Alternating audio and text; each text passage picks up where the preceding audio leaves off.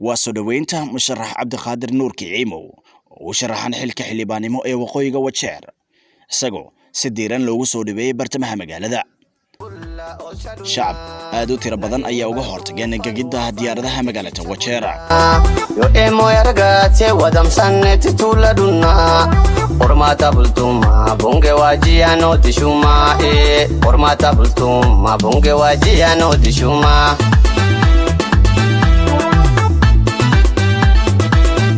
wafdiga uu hogaaminay Mr. Emoy ayaa wadooyinka ku yaala halbowlaha magaalada soo dhaxmareen iyagoo ugu dambeyn shir saxaafadeed ku qabteen xaafadda Barwaaqo. qaar ka mid ah madaxdii la socotay ayaa sheegay inay garab taagan yihiin Mr. Emoy. I think today we are very happy to receive our next incoming member of parliament of Wajeer North, Mr. Abdulkadir aka Mr. Emoy, Professor Emoy. Before I say much, I would like to invite one of the aspirants from the Malkagufu ward, although we will be having another who are also aspirant from that side. He said he is busy somewhere.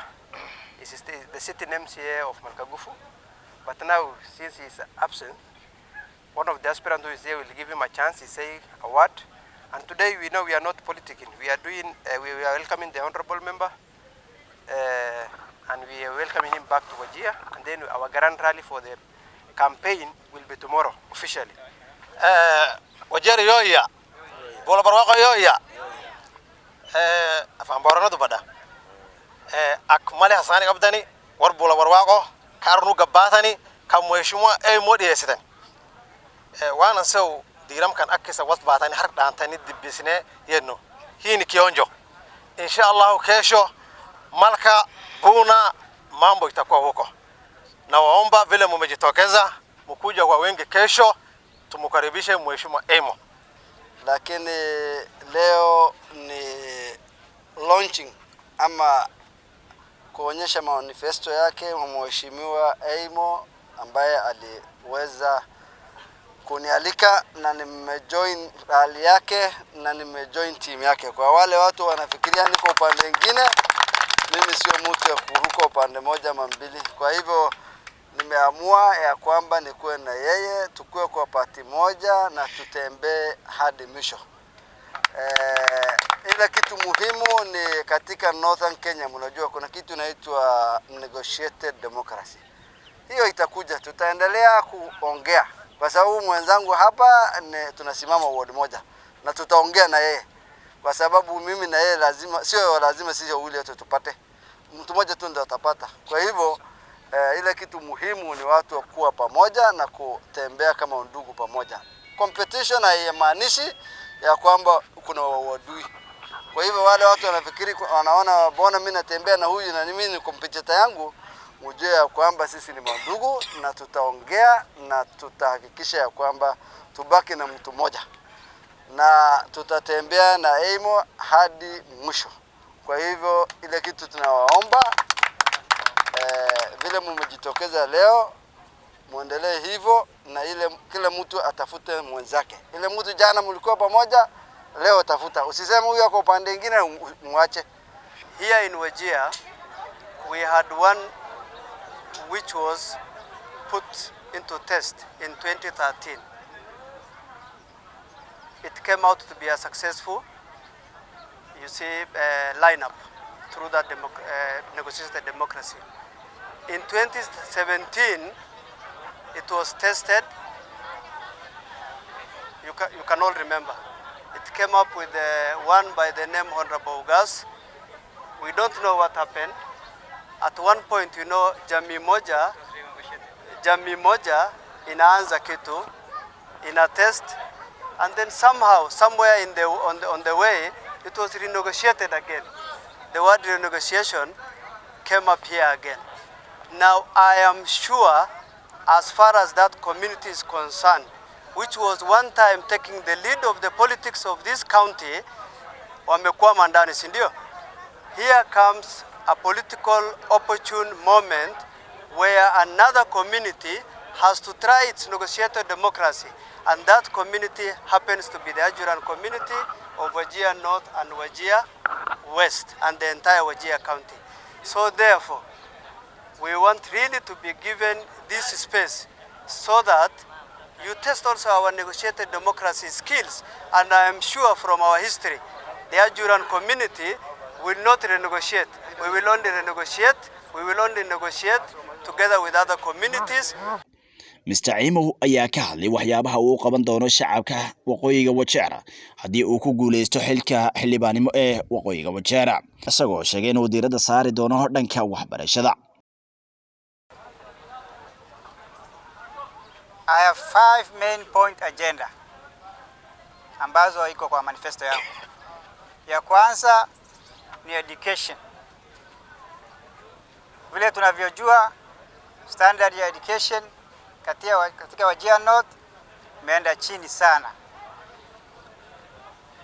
Watoto, the number of students qualifying for university or middle level colleges are very few because of the poor grades that we're having. So that will be one main agenda that we will be addressing going forward in terms of infrastructure of our education system and also the quality of our education system in Wajeer North.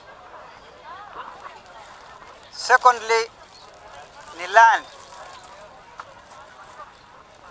We have a very big land for Wajeer North.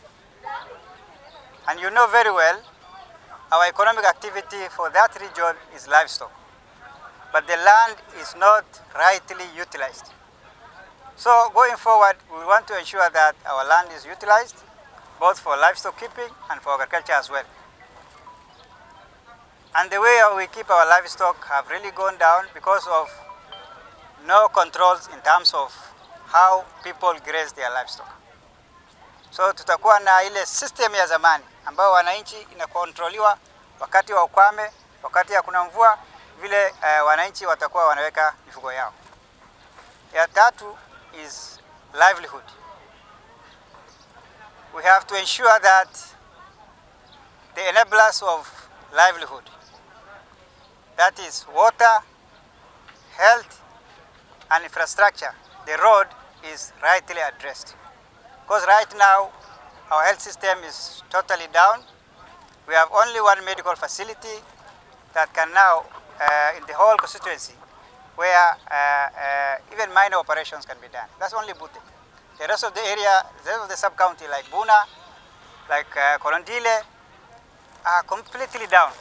So this is also one major area that we need to address as we go forward.